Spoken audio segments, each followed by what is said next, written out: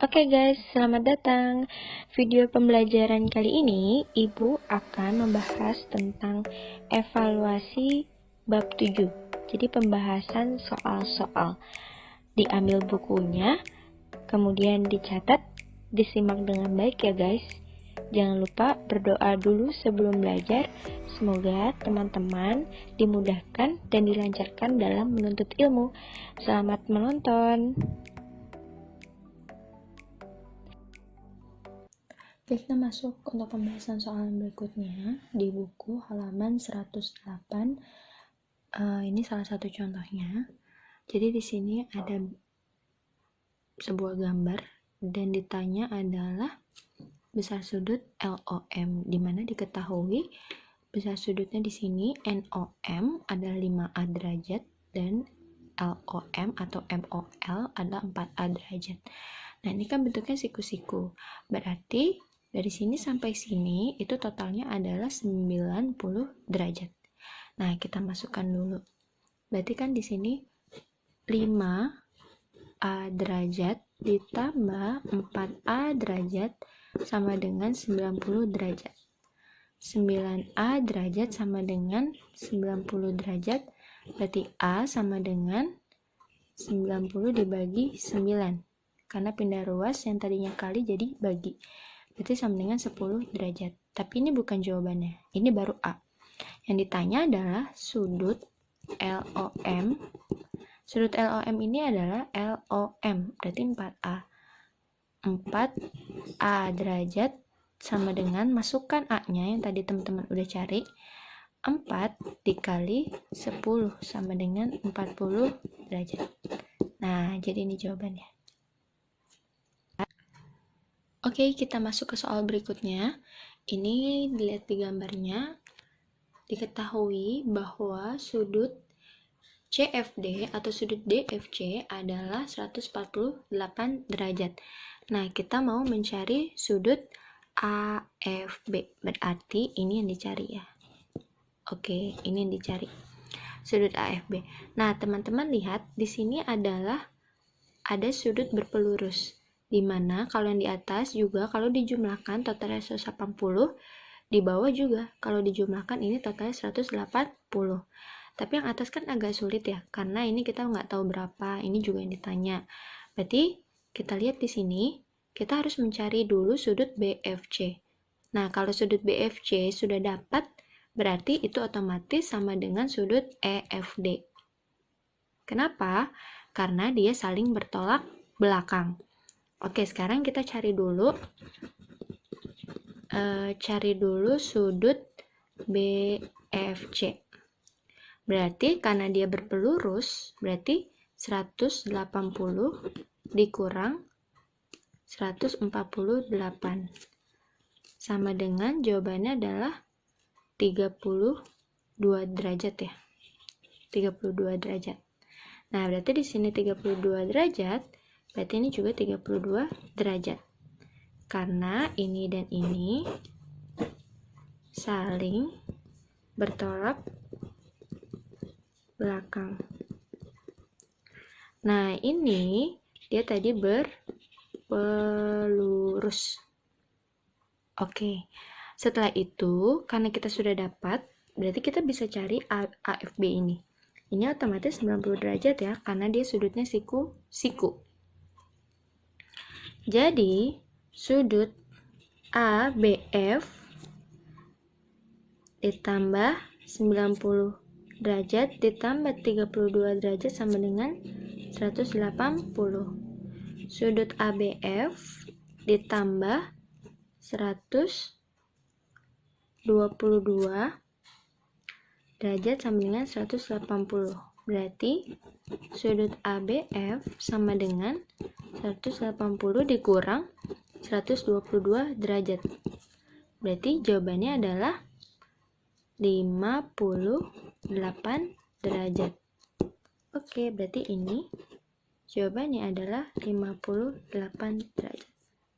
Selesai. Oke, kita masuk ke soal berikutnya. Ini pertanyaannya adalah banyak garis yang berimpit dengan garis L. Jadi kita kemarin sudah belajar garis yang berimpit. itu adalah dalam satu garis. Jadi dia ada beberapa titik. Nah, di sini ada garis L, ada gabungan dari A, B, C, D, E, F, G. Nah, ditanya tuh ada banyak garisan berimpit, itu ada berapa sih di garis L? Oke, berarti kita hitung dari A ke B. Berarti ada AB, kemudian AC, AD, AE, AF, AG. Nah, udah habis ya. Kemudian kita lanjut ke B. BC, BD, BF, BG. Oke, kita lanjut ke C. Ada CD, kemudian CE, CF, CG. Udah habis, kita masuk ke D. DE, jadi garisnya banyak ya. DF, DG. Lanjut ke E, EF, EG, terakhir ada FG. Oke, terus kita hitung ada berapa sih jumlah garisnya? 1, 2, 3, 4, 5, 6, 7, 8, 9, 10, 11, 12, 13, 14, 15, 16, 17, 18, 19, 20. Berarti totalnya 20. Oke, kita lanjutkan ini soal berikutnya. Kita mau mencari sudut-sudut yang sehadap, dalam berseberangan, kemudian luar berseberangan, dalam sepihak, luar sepihak. Nah, pertama yang sehadap. Kemarin yang sehadap itu adalah sudut yang menghadap ke arah yang sama atau kiblat yang sama. Berarti sudut sehadap ada ini A3, A3 dan ini B3. Itu sehadap. Kemudian mana lagi? Ada A2 sama B2, A2 dan B2, kemudian A4 sama B4, A4 dan B4, yang terakhir ada A1 sama B1. Oke, gampang ya.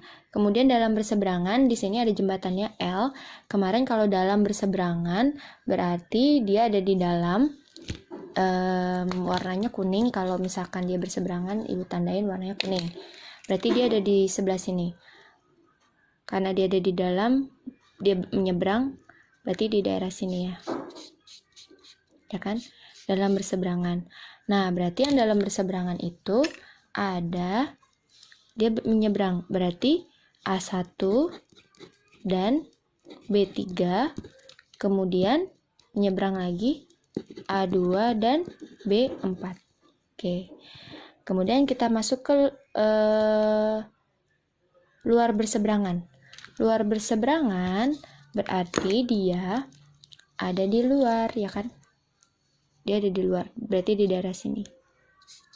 Sama dia di daerah sini, ya.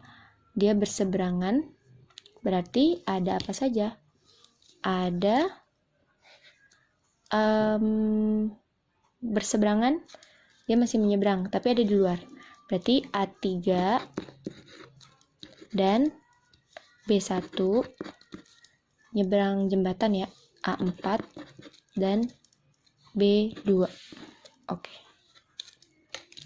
Kita masuk ke luar sepihak. Nah, luar sepihak itu dia satu pihak, di itu yang sama, jembatan yang sama, satu pihak, tapi dia ada di luar, ya kan? Dia satu pihak berarti ada di luar. Berarti di daerah sini nih. Ini satu pihak nih. Nah, pasti ada di daerah sini. Nah, itu ya. Di daerah sini. Berarti yang satu pihak itu ada A3 luar sepihak dan B2. Kemudian A4 dan B1. Oke. Sekarang yang dalam sepihak. Dalam sepihak itu dia masih satu pihak, di pihak yang sama, tapi dia di dalam. Berarti di daerah sini. Ya, ada di dalam. Satu pihak, berarti dia di jembatan yang sama nggak nyebrang. Berarti A2 dan B3, kemudian A1 dan B4. Oke, selesai. Oke, kita masuk soal selanjutnya. Ini teman-teman, ini tadinya belum ada ya. Belum ada. Yang ditanya adalah sudut TQR. Nah, karena di sini sejajar, jadi sudut TPQ ini dia sehadap sama sudut SQR. Jadi 70. Kita tulis 70. Oke, kemudian ini juga berseberangan. Kalau berseberangan dia sudutnya sama 66 derajat. Nah, berarti sudut TQR sama dengan TQR yang mana sih? Ini ya. TQR. Oke, berarti 66 ditambah 70 sama dengan 137 derajat. 136 derajat. Maaf. 136 derajat. Oke, next ya guys. Ini soal selanjutnya. Ada segitiga, kemudian dia ada 5 titik A, B, C, D, E. 5 sudut ya berarti. Kemudian ini ada garis sejajar. Nah, kita diminta untuk mencari X dan Y. X-nya berapa, Y-nya berapa. Gitu. Oke, berarti kita lihat di sini. Nah, karena di sini adalah sejajar, berarti di sudut C ini besar sudutnya sama sudut B. Oke. Berarti di sini juga 36. Berarti 2X sama dengan 36. Berarti X sama dengan 36 dibagi 2. 18 derajat. Kita dapat 18 derajat. Kemudian Y-nya. Nah, Y-nya ini dia beda, nggak ada yang sehadap juga ya. Kita bisa lihat dari patokannya 55. 55 di sini juga 55 karena sejajar. Berarti di sini 55 derajat, ya kan? Nah, di sini dia totalnya 180 derajat karena dia berpelurus. Di sini ada sudut lancip, di sini sudut tumpul. Berarti Y-nya sama dengan 180 derajat dikurang 55 derajat. Jawabannya 125 derajat. Berarti X-nya 18 derajat, Y-nya 125 derajat. Oke, soal selanjutnya ini ada segitiga lagi. Di sini ada sudut BED 120 derajat, diketahui sudut BFE 50 derajat. Ini 50 derajat. Yang ditanya adalah sudut FBE. Berarti ini yang ditanya. Oke, kita lihat. Di sini ada keterangan lagi bahwa garis ini sejajar. Oke, sejajar ya. Berarti kita lihat di sini 120 derajat. Di sini dia berpelurus, berarti di sini berapa? Berpelurus kan 180. Berarti sudut di sini adalah 60 ya. Sudut BEF sama dengan 180 dikurang 120 sama dengan 60. Nah, di sini 60 derajat. Nah, ini dia berseberangan. Berarti kalau di sini 60, ini juga 60 derajat. Oke ya. 60 derajat. Kemudian bisa dilihat juga teman-teman. Di sini juga dia berseberangan yang sebelah sini. Kalau di sini 50, berarti di sini juga 50 derajat. Berarti kita dapat sudut FBE. Ini adalah berpelurus. Total 180. Berarti otomatis kalau ini dijumlah totalnya 180. Berarti kita bisa dapat sudut FBE sama dengan 180 dikurang 50 dikurang 60 sama dengan 180 dikurang 50, 130 dikurang 60, berarti 70 derajat. Oke, berarti jawabannya adalah 70 derajat. Atau teman-teman bisa juga caranya, ini lihat dalam segitiga, total sudut dalam segitiga itu adalah 180 derajat. Sama, berarti 180 dikurang 60 dikurang 50 hasilnya 70. Oke, ini masuk ke perbandingan seharga garis. Di sini teman-teman lihat, ini ibaratnya sama, yang ini juga sama. Oke, berarti perbandingannya AE berbanding dengan ED itu sama dengan AE dulu kan, berarti di sini, lalu AB berbanding dengan BC. Oke, kemudian diketahui ini yang dicari adalah X-nya. Yang dicari adalah X dan panjang BC. Oke. Berarti kita masukkan aja angkanya, AE 12 berbanding sama ED 16 sama dengan X berbanding dengan X plus 5. Oke. Kemarin perbandingan tepi kali tepi, tengah kali tengah.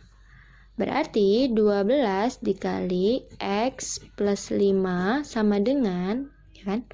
12 kali X plus 5 sama dengan 16 yang di tengah kali X.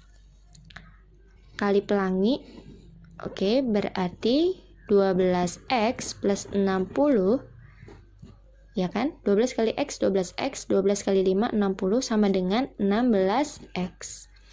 Sesama yang variabelnya sama, ini bisa ditukar. Berarti 60-nya tetap dia di sini. 12-nya pindah ke sini bergabung. 16X dikurang 12X. Berarti 60 sama dengan 4X. Berarti X sama dengan 60 dibagi 4 sama dengan 15. Kita dapat X-nya sama dengan 15. Atau dia panjang AB berarti 15. Sekarang berarti BC sama dengan, masukkan, karena dia di situ BC X plus 5, berarti bedanya 5 cm sama AB, ya. X-nya kita masukkan, yaitu 15. 15 ditambah 5 sama dengan 20. Berarti BC 20 cm, kemudian X 15 cm.